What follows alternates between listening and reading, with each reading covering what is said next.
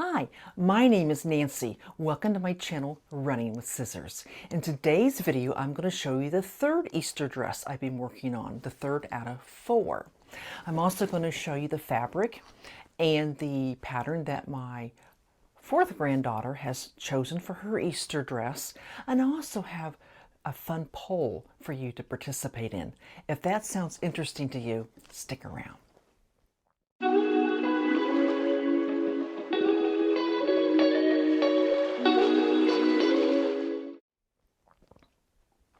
Okay, first I would like to thank Jen from Today in Jen's Sewing Room for starting this hashtag that we can get together on Fridays and share our makes and what we want to make and a little bit about life in between. I have now made 3 Easter dresses. The first 3 are made of a satin and they all have an overskirt. The first 2 had tulle with some embroidery on it, and this last one is actually lace, and I will show you the dress now.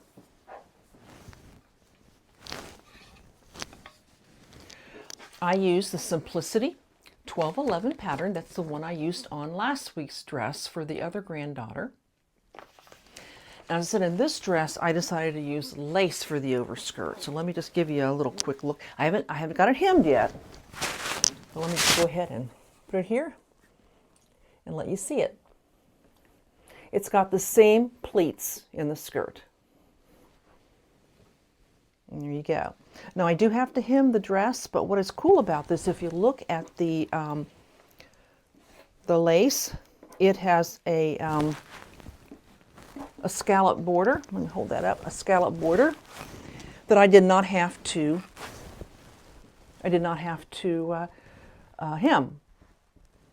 So, okay. This dress went together really nice, but I did have a little trouble with the zipper. Invisible zippers and I have a little love-hate relationship.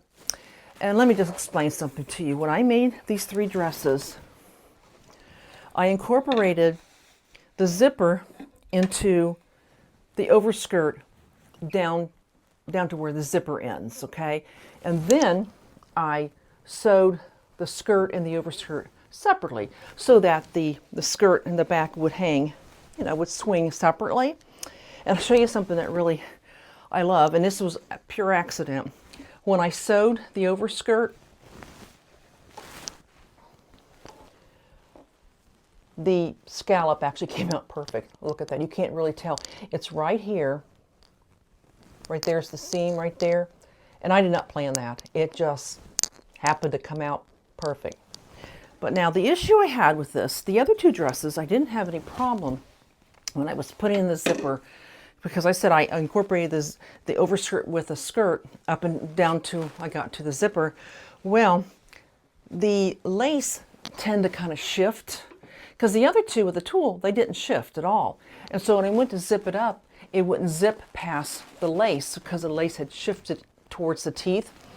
And yeah, I tried, I unpicked it and I just couldn't figure out what to do with it because it just would not come up past the lace. The lace just, like I said, shifted too close because the rest of it was fine.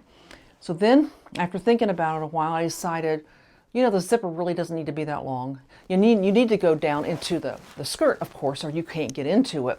But I decided that the zipper was probably a little longer than I needed. And so I picked out the where the zipper was up into the point where I felt that the zipper would freely pull up and down, and it didn't go all the way up. The part that stuck didn't go all the way up to the bodice.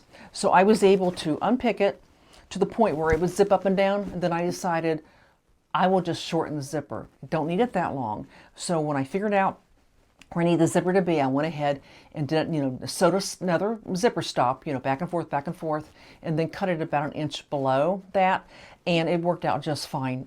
There's plenty of room to get in and out of the dress.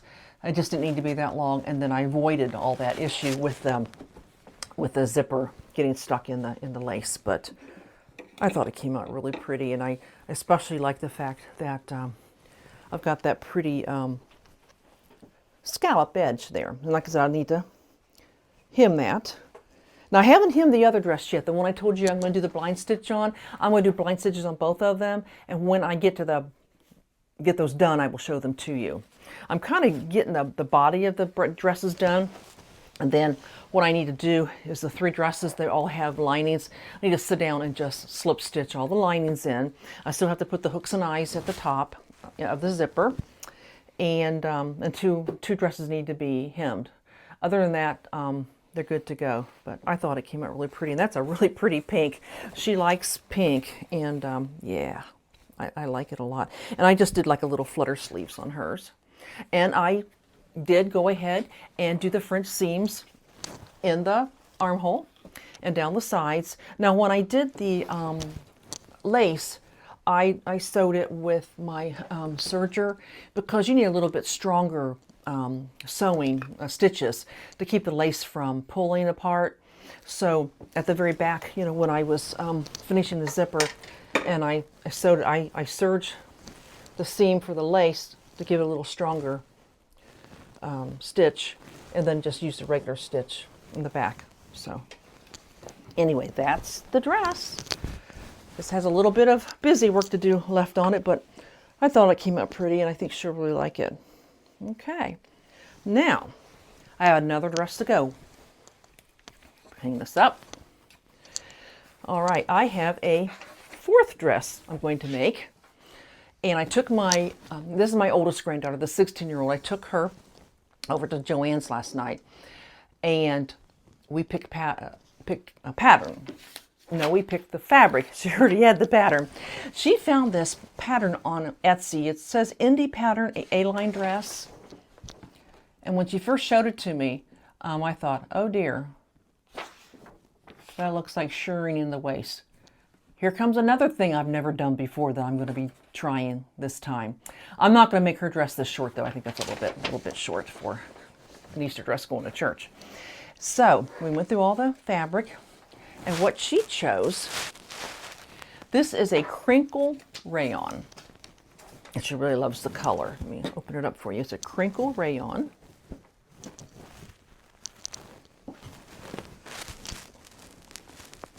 Oop. There you go. And I think that'll look really pretty when I do the shirring in the waistline. I think that'll come out really pretty. I bought a little extra than I need because I need to do a little practice on the shirring. And plus she wanted to make a hair scrunchie to match her dress. So that is what I'll be starting on. Probably be cutting it out this weekend. So that's dress number 4. Now, I mentioned at the top of my video about a fun poll. I thought it'd be fun if when I get this done, and I will have a little bit of time left over, maybe a couple weeks left over, to make myself an Easter dress. And I thought it might be fun to let you, my viewers, choose the pattern and choose the fabric.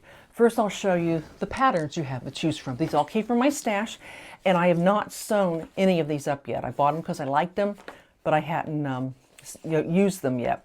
The first one is a Butterick 6758, and I think I would do view B with the ruffle at the bottom.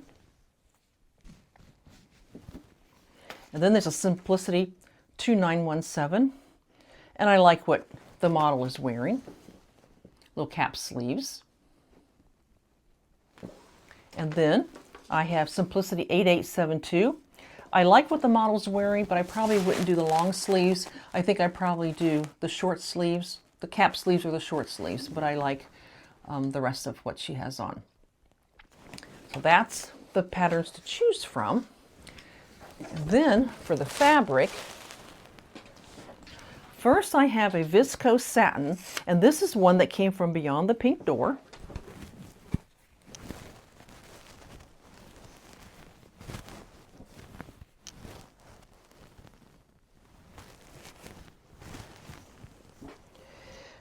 And this came from the Fabric Mart bundle. I think it might be another viscose type.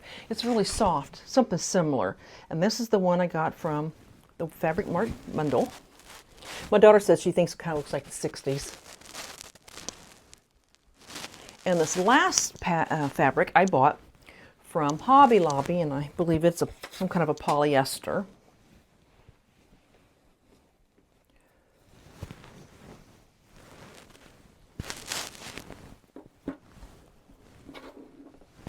there's that. So I've gone ahead and put that on my community tab.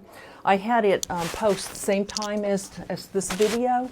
So if you want to go on over to the community tab and you're going to vote, there's 2 polls. One poll is to vote for the patterns and which pattern you like, and the other poll is to vote on which fabric. And then I won't even decide what to do or look and see what the results were. I mean, I'll look every day to see how it's going, but after I finished the 4th dress and have the others ready to go, then I'll go ahead and you all are going to decide for me which pattern and which fabric that I'll make my dress with. I thought that'd be kind of something different and something kind of fun. Okay, as far as life, I'm still in therapy for my shoulder, and that's going really well. I need a haircut. It's down in my eyes, but other than that, things are going really well. And I've been having fun learning new things. I got to thinking, what have I been learning new? French seams, overlays on the skirts. I'm going to do a blind hem. That's coming up next. And shirring's coming up next. So that's, what, 4 things that I'd never done before. But it's always good to learn new things. There's a lot of things I need to learn. I was watching a Carol, and she made a top with a separating zipper. I've never done that before, so that's something I need to, that's on my list to do. I've got a few things on my list that I've not done before. And as you learn something new, I think you improve with your skills and you get better, and your clothes start looking better, and they look more high couture, you know, very well made, other than just, you know, when you're first starting out. Got to start somewhere. But yeah, try new things that'll make you make you a better sewist, actually, when you try something new. It may not turn out exactly perfect the first time you try it, but you keep trying until you get it right. And eventually, some of these things that you found to be hard will just be easy for you. You can do it without even thinking. Okay, well, I'm so happy that you joined me today. If you haven't subscribed, I'd love it if you would. Hit the little notification bell so you know when my next video comes out. Give me a thumbs up, and I appreciate that very much. Well, until next time, you take care. God bless. Goodbye.